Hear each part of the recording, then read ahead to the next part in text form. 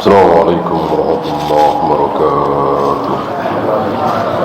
Alhamdulillah nahmaduhu wa nasta'inuhu wa nastaghfiruh wa na'udzu billahi min shururi anfusina wa min sayyiati a'malina. Man yahdihillahu fala mudilla lahu wa man yudlil fala hadiya lahu. Asyhadu an la ilaha illallah وحده لا شريك له وأشهد أن محمدا عبده ورسوله وبعد. Kita sampai sumpah seorang alim, seorang yang berilmu di hadapan orang-orang sufi. Beliau mengatakan, wallahi demi Allah, innakum adurru alal Islam. Sungguh kalian ini memudaratkan Islam, merusak Islam. Islam dalam dirinya tentunya ya. Min kulli mudirrin, dari siapapun yang merusak. Artinya di antara orang-orang yang merusak Islam, kalianlah yang paling merusak. Lebih dari para pelacur, pezina, penjudi, pemabuk. Kenapa? Karena menipu. Para pelacur, para pezina, para pemabuk, para pencuri tidak menipu. Mereka tidak memudaratkan kaum muslimin. Semua orang Islam tahu berzina, mencuri, membunuh, mabuk adalah dosa, adalah haram. Ini menipu. Orang-orang awam yang jauh dari ilmu, yang pengen baik, pengen dekat kepada Allah, tertipu dengan penampilan sufinya itu. Mengira bahwa zikir ini mendekatkan diri kepada Allah, wirid ini mendatangkan surga, salawat ini bisa mengantarkan ke surga. Padahal semuanya bohong, dusta. Dan mereka sendiri ditipu oleh sebelumnya, ditipu lagi oleh sebelumnya. Waktu itu kita bahas bahwa aliran sesat yang 72 itu secara garis besar dibagi, yang 72 ya, bukan 73, yang 72. Artinya 72 ini semuanya sesat, semuanya menyimpang, semuanya batil, semuanya terancam neraka walaupun tidak kekal. Nah, yang 72 ini secara garis besar dibagi berapa? Dibagi dua. Yang pertama,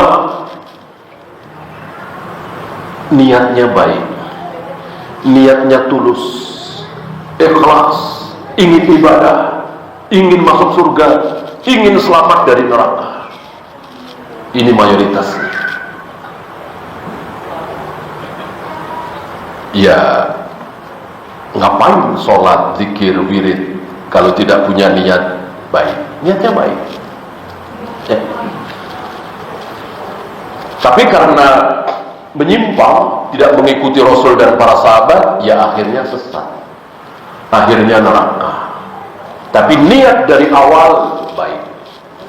Khawarij misalnya, Mu'tazilah misalnya, Asy'ariyah misalnya, Maturidiyah misalnya gitu. Satu lagi, ini yang sedikit, dari awal niatnya jahat, dari awal niatnya mau merusak Islam dari dalam, dari awal ingin supaya Islam ini menjadi rusak, yaitu orang-orang zindiq. Siapa yang pertama kali? Abdullah bin Sabah, si Yahudi. Dia tahu persis bahwa Rafidah bikinan dia itu sesat. Karena niatnya memang buruk, pura-pura masuk Islam, pura-pura ini, pura-pura itu. Jadilah firqah sampai hari ini. Anaknya mungkin ada yang tahu, ada yang tidak. Cucunya kebanyakan tidak ada yang tahu. Cicitnya lebih banyak yang tidak tahu. Anaknya cicit, cucunya cicit, cicitnya sampai hari ini mereka tidak menyangka. Sampai hari ini mereka meyakini inilah Islam, inilah agama Rasulullah, inilah agama yang hak. Caranya setiap melewati 10 Muharram meratap, menyakiti diri, memukul-mukul dada sendiri, menyakiti dirinya sendiri, mengira bahwa ini kebenaran. Ya.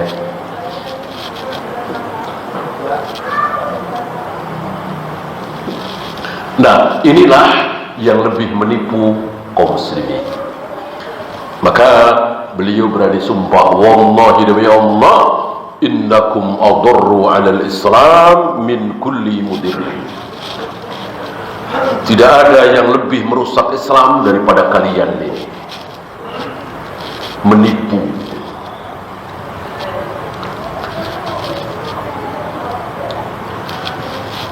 Kemudian faminhum man yadda'i zuhda ma'a kathratil ma'. Di antara mereka ada yang mengaku sebagai orang yang zuhud dan hartanya banyak, wa hirsihi 'alal jam'i, dan semangat untuk menumpuk-numpuk harta. Ya. Wa hadhihi da'wa mudaddatun lil haq. Pengakuan ini berbeda dengan keadaan. Apa yang ada pada diri mereka jangan disamakan dengan Nabi Sulaiman, Nabi Daud, Nabi Yusuf, Abu Bakar, Utsman, Abdurrahman bin Auf yang kaya raya luar biasa, tapi betul-betul zuhud. Ketika orang-orang ini diuji, ambil contoh seperti Nabi Ayyub, langsung dicabut kekayaannya, dimiskinkan, lulus, tetap memuji Allah, tetap beribadah, tetap menyebut nama Allah, gitu. Walaupun langsung dimiskinkan.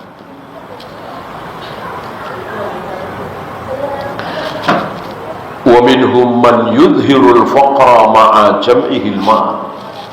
Ada juga di antara mereka yang menampakkan kefakiran. Sengaja, nanti akan disebutkan lebih lanjut ya, bagaimana mereka sengaja membuat pakaiannya penuh tambal-tambalan, gitu, menampakkan kefakiran. Ma'a jam'ihil ma', bersamaan dengan itu mereka tetap rakus mengumpulkan harta. Wa aktsaru haula'i yudayyikuna 'alal fuqara. Sebagian mereka membikin sempit orang-orang fakir, orang-orang miskin. Dengan apa? Bi akhdhihim az-zakat. Dengan menarik zakatnya. Padahal miskin, fakir, ditarik zakatnya. Mirip siapa kalau antum tahu? Mereka memiliki istilah apa itu? Perpuluhan. Di mana itu? Di gereja. Para pendeta, para pastor. Perpuluhan istilahnya. 10%. Store. Jamaahnya itu store kepada para pendeta, para pastor. Ya, memang seperti itu. Nah, ini ada seorang muslim yang ikut-ikutan seperti itu. Atas nama zakat diambil 2,5%. Ya. Padahal fakir, wala yajuzu lahum dzalik. Tidak boleh.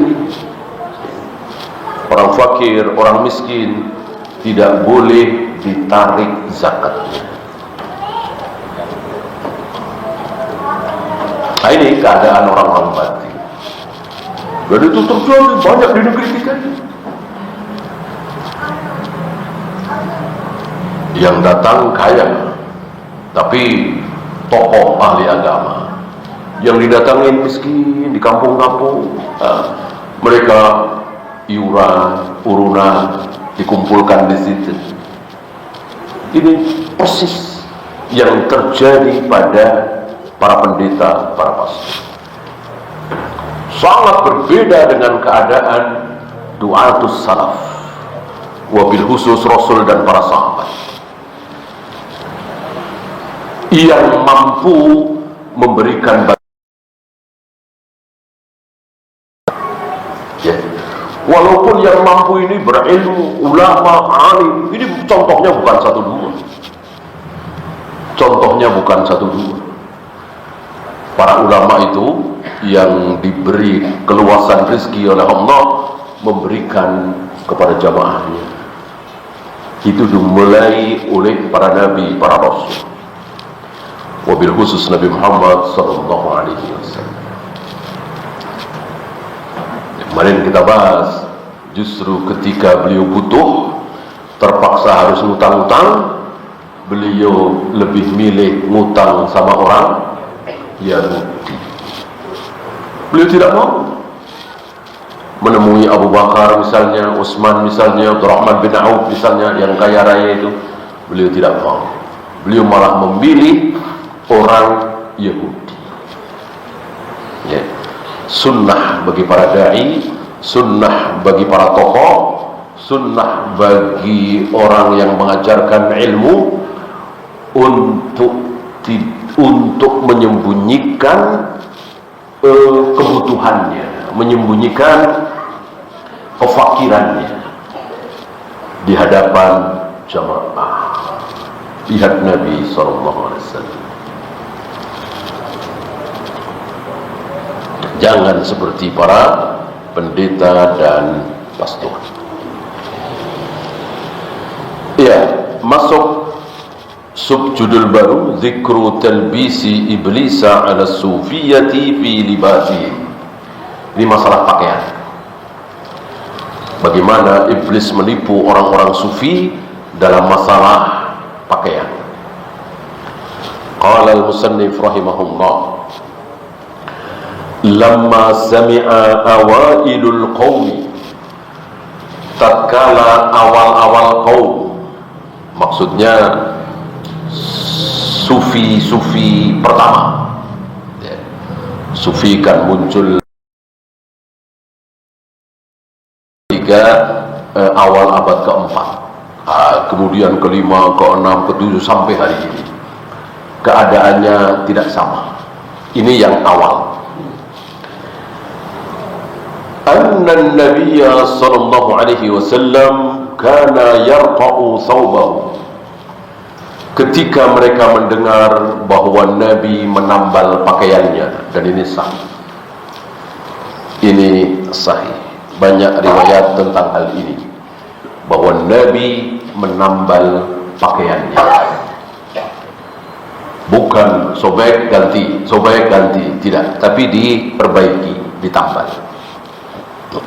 Wa anna Umar bin Al-Khattab radhiyallahu anhu kana fi thawbi riqa'. Begitu pula Umar bin Al-Khattab ada tambalan, sobekan di pakaiannya. Wa anna Uwais al-Qarni kana yaltakitu ar-riqa' min al-mazali. Ada riwayat lagi Uwais. Antum tahu siapa Uwais ya? Anak muda yang luar biasa baktinya kepada ibunya. Anak muda yang disebut namanya oleh Nabi, padahal Nabi belum pernah bertemu dengan anak muda ini. Berarti bukan anak muda sembarangan. Kana yaltakitu riqa', mengambil sobekan-sobekan pakaian. sobekan di tempat sampai, artinya sudah dibuang, ya, sudah enggak terpakai, ya diambil. Fayaghsiluha fil furat, lalu diambil oleh beliau, dicuci fil furat, di sungai Furat, sering diterjemahkan dengan ifrat. Summa yukhayyituha, lalu dijahit, karena kain itu tidak terlalu lebar, dijahit supaya menjadi lebar, ya kan? Potongan-potongan gitu. Ya namanya juga buang, sudah dibuang. Fayalbasuha, lalu dipakai. Ini 3 tokoh Rasulullah alaihi salatu wassalam, Umar, Uwais. Keadaannya seperti itu. Ya. Apakah Rasulullah memang menghendaki seperti itu, termasuk Umar, termasuk Uwais? Al-jawab tidak. Kalau memang ada yang lain, kalau ada pakaian yang utuh, bahkan baru, ya ngapain? Yang sobek-sobek diambil, potongan-potongan pakai dijahit. Tentu memang keadaan seperti itu. Apakah selama 23 tahun itu terus? Tidak. Aku pernah melihat Nabi memakai pakaian merah, gagah sekali. Aku belum pernah melihat seorang laki-laki segagah beliau memakai pakaian itu. Artinya, kalau ada yang baik, ya pakai yang baik. Kalau nggak ada, ya sederhana. Kalau memang harus ditambal, ya ditambal. Gitu. Nah, berbeda dengan torekot-torekot sufiyah ini.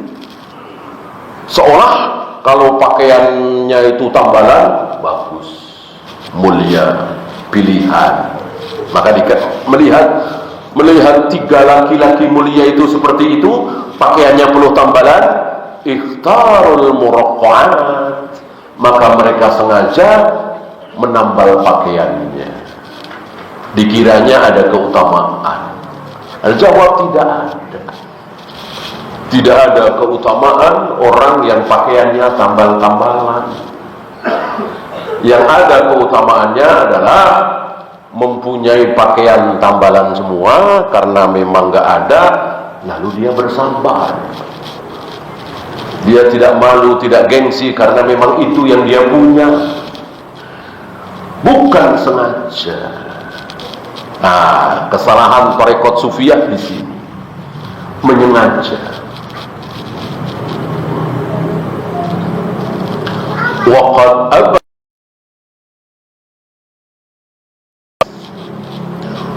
sok-sokan ingin mengambil hukum secara kias, padahal salah. Hati-hati ya, tentang kias ini hati-hati, jangan bermudah-mudah. Nah, saudara-saudara kita di negeri kita ini telah terjatuh, bahkan terjerumus gara-gara kias. Apa? Maulid Nabi, memperingati, merayakan kelahiran Nabi. Maulid Nabi dikiaskan dengan Rasulullah berpuasa di hari Senin. Ketika para sahabat bertanya, kenapa engkau berpuasa di hari Senin ya Rasul? Nabi menjawab, yauma wulidtu, karena hari Senin itulah aku lahir. Dengan jawaban Nabi ini disimpulkan, oh, Nabi merayakan hari kelahiran beliau dengan cara berpuasa Senin. Beliau sendiri yang mengatakan, hari Senin hari kelahiranku, maka aku puasa. Berarti Nabi merayakan Maulid Nabi dengan cara puasa. Maka kita hari ini merayakan Maulid Nabi 12 Rabiul Awal dengan cara begini, begitu, selawatan ini, selawatan itu, sunnah katanya. Ini istilahnya apa? Jauh panggang dari api. Wa qad ab'adu fil qiyas. Jauh sekali ini kias. Di mana-mana yang namanya merayakan sebuah hari tentu dengan cara merayakan sebuah hari, memperingati merayakan sebuah hari di mana-mana tentu dengan cara apa? Iya, dengan cara makan, minum, ya kan? Merayakan sebuah hari. Sejak kapan merayakan sebuah hari dengan cara puasa? Berarti Nabi tidak sedang merayakan. Maksud merayakan pakai puasa? Merayakan itu ya makan minum. Merayakan Idul Fitri, boleh berpuasa 1 Syawal? Enggak boleh, wajib makan, wajib minum yang enak, yang lain dari biasanya kalau ada. Merayakan Idul Adha, makan daging. Biasanya jarang makan daging, usahakan makan daging. Banyak yang menyembelih kambing, sapi, unta. Ini berpuasa dibilang merayakan sebuah hari. Ya. Apa mereka mau mengikuti Rasulullah? Ya sudah. 12 Rabiul Awal berpuasa, nggak ada juga kan? Ini abadu al-qiyas, jauh dari qiyas itu.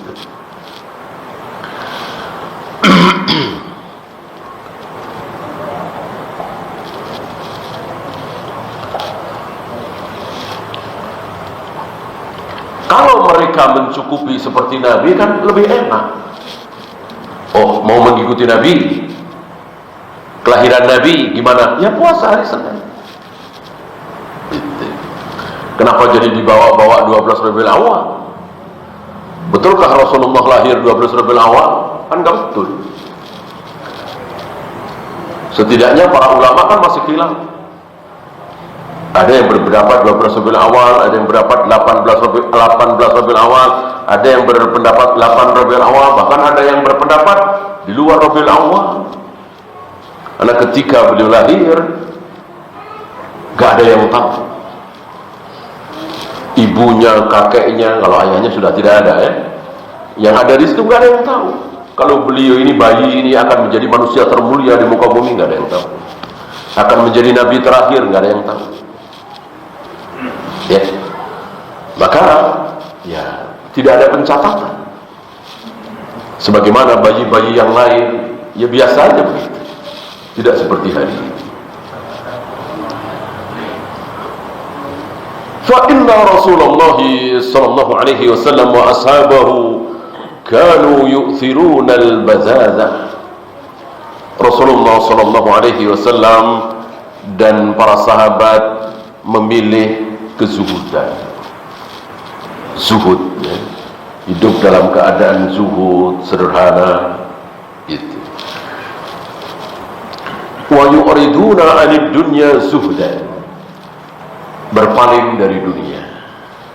Kalau Nabi mau, maka Nabi akan menjadi manusia terkaya di muka bumi, akan menjadi manusia yang paling berkuasa di muka bumi. Nabi Sulaiman kalah, Nabi Daud kalah, Muhtanasir kalah, Fir'aun kalah, nggak ada yang menandingi beliau kalau beliau mau. Kalau kunci-kunci perbendaharaan dunia yang datang kepada beliau minta diambil, minta diraih, beliau ambil, beliau raih. Justru beliau usir. Ilaiki anni, ilaiki anni. Pergi engkau menjauh dariku, menjauhlah engkau dariku. Ini yang dimaksud wa yu'riduna 'anid dunya zuhdan.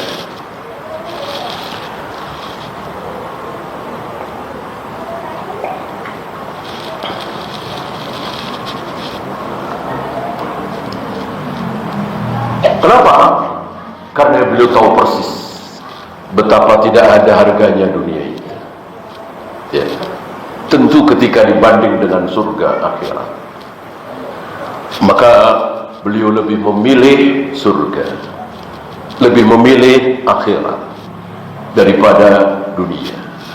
Walaupun ketika beliau terima itu, tetap beliau mendapatkan kebaikan di surga.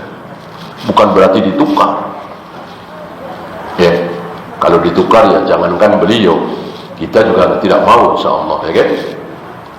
Antum ditawari menjadi manusia terkaya di muka bumi, habis itu masuk neraka, ada yang mau? Tentu gak ada yang mau. Kita semua kan beriman, kecuali mereka kafir, tidak percaya adanya surga dan neraka. Ya. Nabi tetap masuk surga, tetap manusia termulia, tetap yang berhak membuka gerbang surga, tetap menjadi manusia yang satu-satunya yang syafaatnya diterima oleh Allah, dan seterusnya. Tidak ditukar apa-apa. Tetap Nabi tidak mau.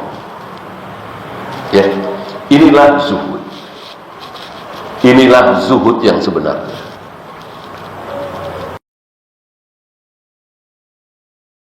Aktsaruhum yaf'alu hadza li ajal faqat. Kebanyakan mereka ini, tarekat-tarekat sufiyah ini, justru melakukan ini semua untuk apa? Untuk sekedar fakir, agar penampilannya seperti itu. Hatinya ingin sekali, maka ditumpuk harta itu. Tapi penampilannya tambal-tambalan, tidak baik, kotor, kumuh, gitu. Tapi cintanya terhadap dunia itu memenuhi hatinya. Ya, istilahnya apa? Dunia itu ada di hatinya. Berbeda dengan para nabi, para rasul, para sahabat, orang-orang yang betul-betul zuhud. Dunia itu ada di tangannya. Gitu.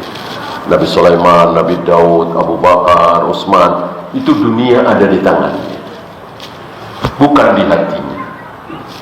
Sementara yang ada di hatinya apa? Surga, akhirat, ridho Allah. Ini para nabi, para rasul.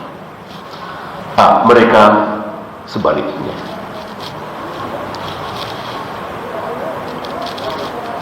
Kama ruwina an Maslamah ibn Abdul Malik annahu dakhala ala Umar bin Abdul Aziz.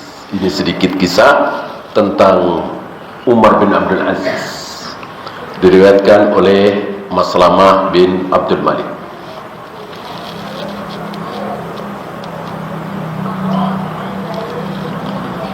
Ketika Maslamah bin Abdul Malik dakhala ala Umar bin Abdul Aziz, masuk menemui Umar bin Abdul Aziz. Waktu itu Umar bin Abdul Aziz menjadi khalifah. Antum tahu, di zaman Umar bin Abdul Aziz inilah apa yang disabdakan oleh Nabi terjadi. Apa? Tidak akan tiba hari kiamat sebelum harta melimpah untuk kaum muslimin. Para imam mengatakan bahwa apa yang disabdakan oleh Nabi ini terjadi pada kekhalifahan Umar bin Abdul Aziz. Harta Baitul Mal betul-betul menumpuk luar biasa, kaya raya kaum muslimin. Para amil zakat, para petugas zakat kebingungan mencari mustahil, mencari fakir, miskin, gorim, dan seterusnya. Bingung mana mau ngasih zakat, fakir mana nih, miskin mana nih. Sementara harta Baitul Mal bertumpuk-tumpuk, yang mengeluarkan zakat luar biasa. Luar biasa ini di zaman Umar bin Abdul Aziz. Ya, tentu sangat berbeda dengan hari ini, terutama di negeri kita. Ya, begitu mudahnya mencari mustahil. Ya. Keluar rumah nengok dikit, kelihatan mustahik. Ya. Ini fakir, ini miskin, yang terlilit hutang, yang nggak bisa bayar SPP anaknya, yang tidak bisa ini, yang tidak, banyak sekali. Sementara mau mencari muzaki sulit, ya. Terbalik dari apa yang terjadi pada pemerintahan Umar bin Abdul Aziz. Cicitnya Umar bin Khattab.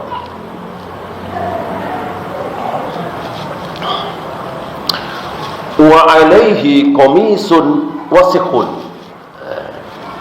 Sementara kita lihat bagaimana keadaan beliau. Harta baitul mal luar biasa, keadaan beliau seperti apa. Wa alaihi qamisun wasikhun. Didapati Umar bin Abdul Aziz memakai komis agak kotor, wasik, kotor. Faqala li imra'atihi Fatimah,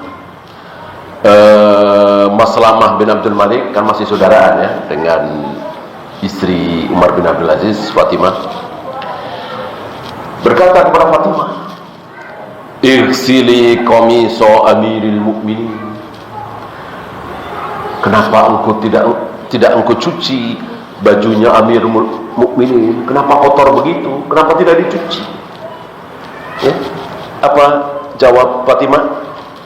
Jawab istrinya Umar bin Abdul Aziz, "Wallahi ma lahu qamisun ghayru."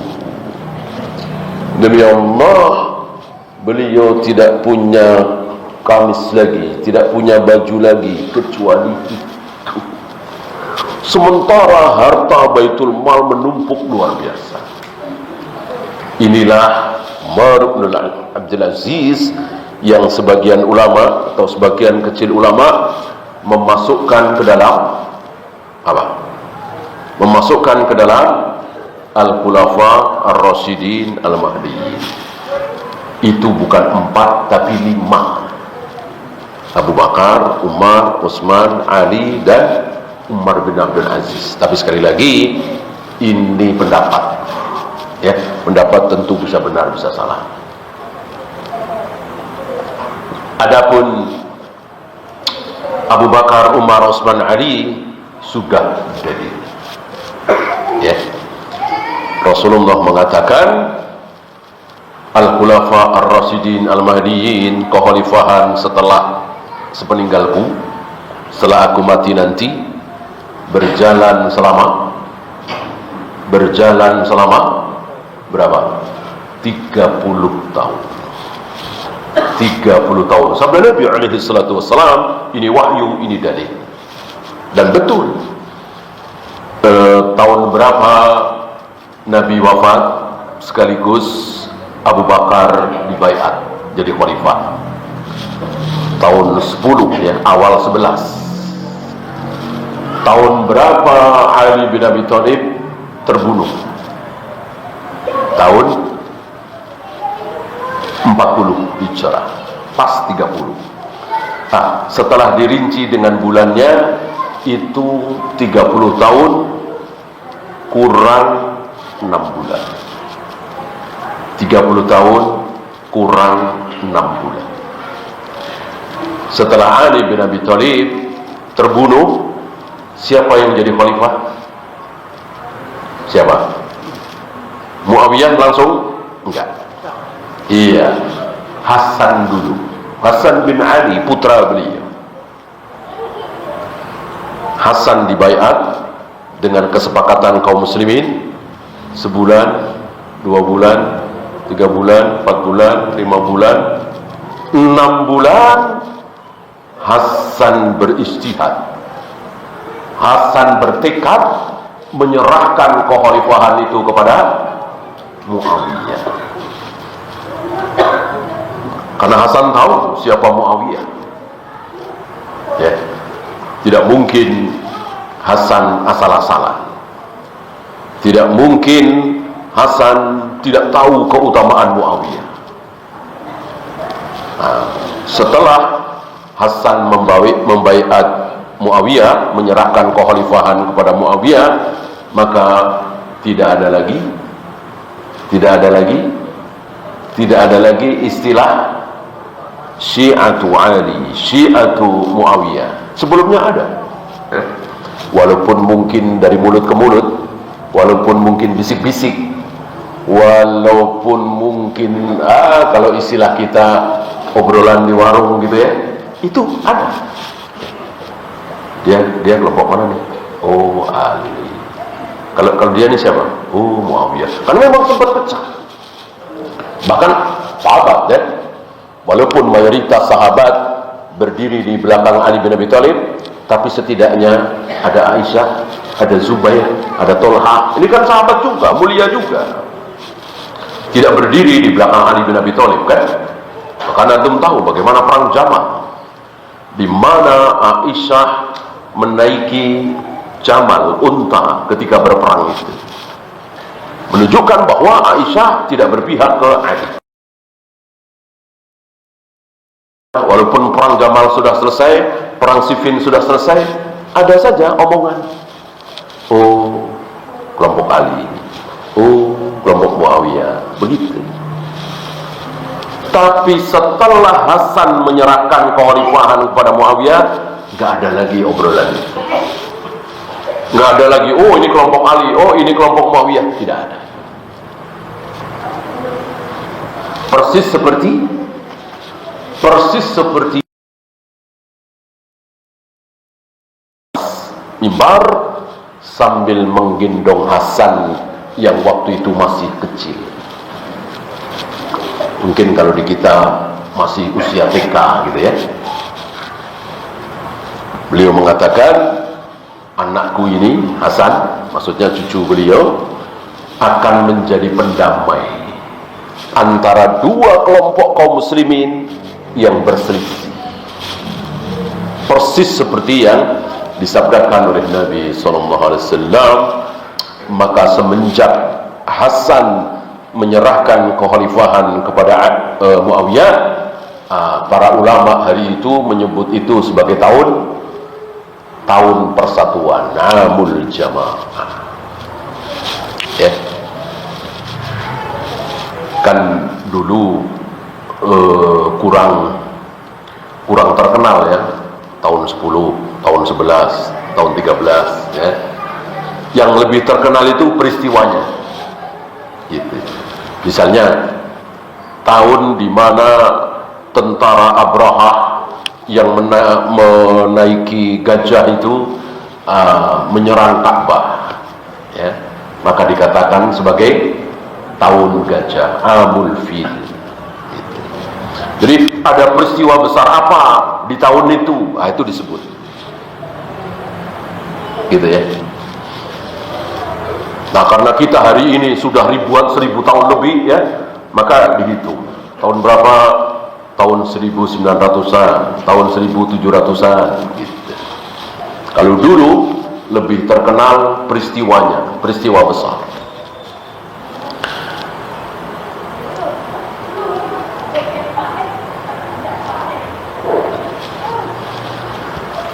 Kemudian az-zuhdu fil libas.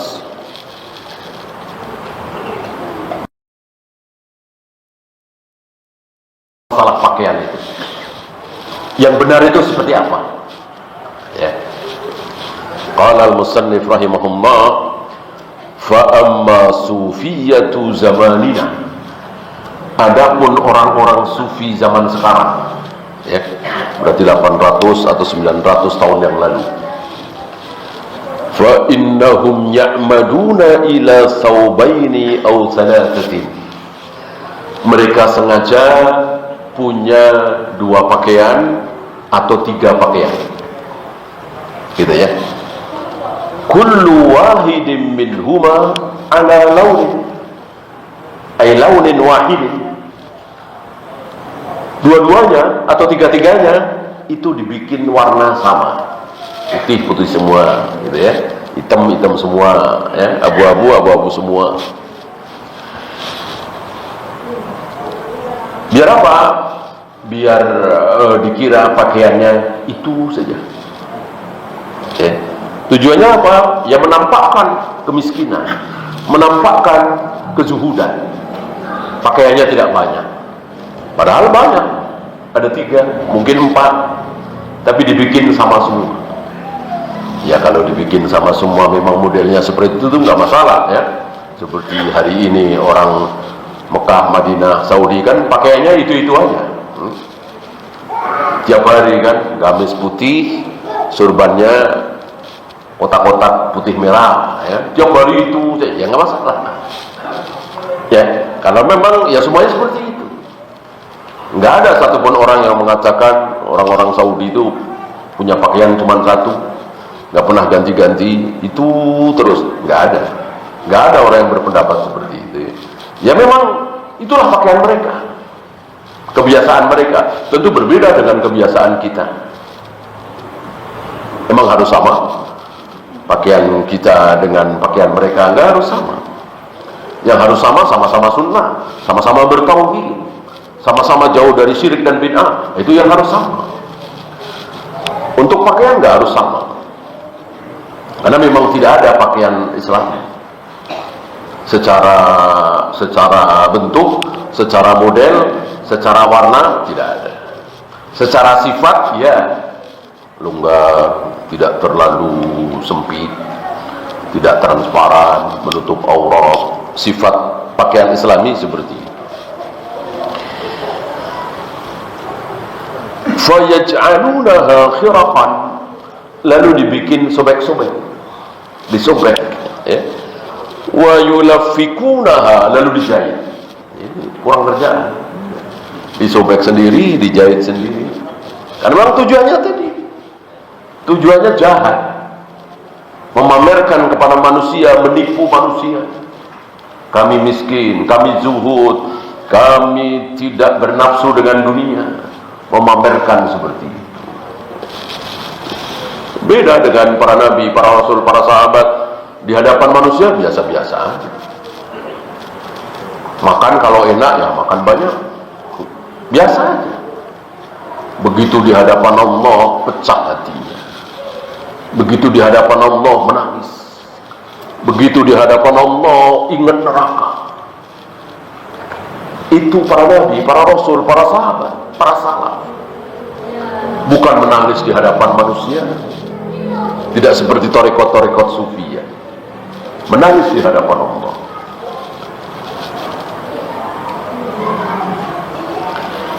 Fayajma'u dzalika thawbu wasfain. Dari sini pakaian mereka mempunyai 2 sifat, dan dua-duanya buruk, dua-duanya haram. Apa? Asyuhratu wasyahwatu. Syuhrah dan syahwat. Apa syuhrah? Syuhrah adalah pakaian yang apa? Yang menarik perhatian orang lain, berbeda dari yang lain. Bolehkah? Tidak boleh. Tidak boleh. Salah satu pakaian yang dibenci oleh Allah dan Rasulnya adalah pakaian syuhrah, yang dengan pakaian itu dia menjadi apa istilahnya, pusat perhatian. Dalam Islam tidak boleh berpakaian seperti itu. Maka sunnah kita berpakaian sama dengan yang lain. Ya, pakai kemeja, pakai sarung, pakai gamis, agar tidak menjadi pusat perhatian. Gitu ya. Biar tidak menjadi pusat perhatian, ya berpakaianlah seperti yang lain. Di Indonesia seperti ini, di Mesir seperti itu, di Mekah, Madinah seperti itu. Ya kalau di Masjidil Haram, Masjid Nabawi, mungkin maklum ya, semua orang tahu berbagai macam bangsa kumpul di Masjidil Haram, kumpul di Masjid Nabawi, umroh, haji, gitu ya. Nah di negeri kita, misalnya di Jakarta, ya sudah berpakaian seperti kaum muslimin Jakarta. Nanti kita misalnya ke Mesir sebulan, ya sunnah berpakaian seperti orang-orang Mesir. Ya, seperti Abdullah bin Mubarak pernah ke satu tempat, beliau melihat kaum muslimin memakai penutup kepala beda dengan beliau, beda dengan Abdullah bin Mubarak. Langsung dicopot, diganti.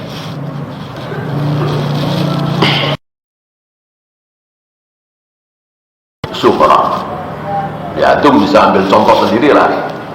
Pakaian apa yang kalau antum pakai, antum menjadi pusat perhatian?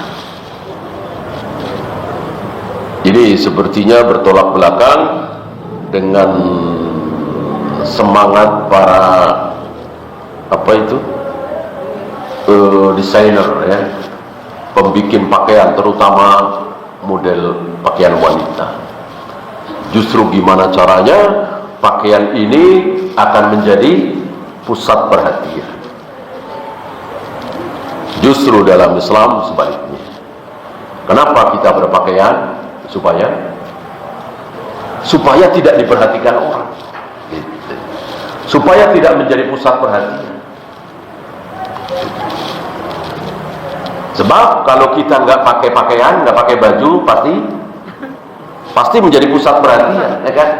Kalau telanjang pasti diperhatikan orang. Maka para desainer itu bodoh. Kalau betul-betul tujuannya menjadi pusat perhatian, ya nggak usah bikin pakaian, ya kan? Capek-capek bikin pakaian, justru menjadi pusat perhatian. Kebalikan dengan semangat Islam, justru dengan memakai pakaian supaya tidak diperhatikan. Wallahu a'lam. Ya, silakan adzan dulu. Sallallahu ala Muhammadin sallallahu alaihi wasallam wa akhiru da'wana alhamdulillahi rabbil alamin.